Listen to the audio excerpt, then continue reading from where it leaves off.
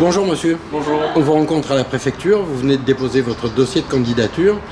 Vous êtes candidat dans la 3e circonscription. Qu'est-ce qui a prévalu à votre candidature ? C'est un petit peu tout ce qui se passe au niveau politique et au niveau national.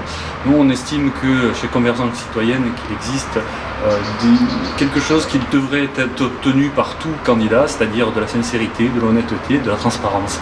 Et notre mouvement, Convergence Citoyenne, demande que soit appliquée à tous les élus, notamment les députés, cette maxime qui est un petit peu plus de clarté dans tout. Quelles sont les grandes lignes de votre campagne ? Les grandes lignes. Premièrement, c'est la moralisation de la vie politique. Ça, pour nous, c'est important. Après, non cumul des mandats, etc. Ce qui nous paraît après important, c'est aussi avoir un petit peu plus de responsabilité, de liberté dans notre quotidien.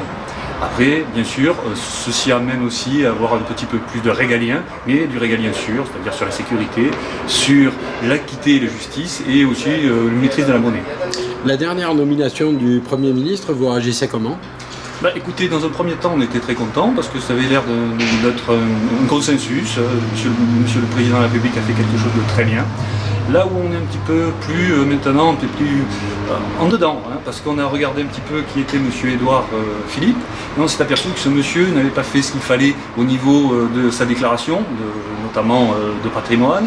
On s'est aperçu que ce monsieur était un hypercumulard, et ça ne nous plaît pas du tout, ce qui a motivé un petit peu à tous en France la Convergence Citoyenne, le fait de partir aux élections. Pour autant, si vous êtes élu, vous serez compté parmi les opposants systématiques ? Pas du tout, pas du tout. On estime que certaines choses ont été prises d'ores et déjà par M. Macron, et j'espère qu'il le poursuivra, notamment sur la moralisation de la vie politique. En revanche, des choses comme nous voyons, notamment avec M. le Premier ministre, nous n'acceptons pas, et nous le dirons. Eh bien écoutez, je vous remercie et je vous souhaite bon courage. C'est moi, je vous remercie aussi.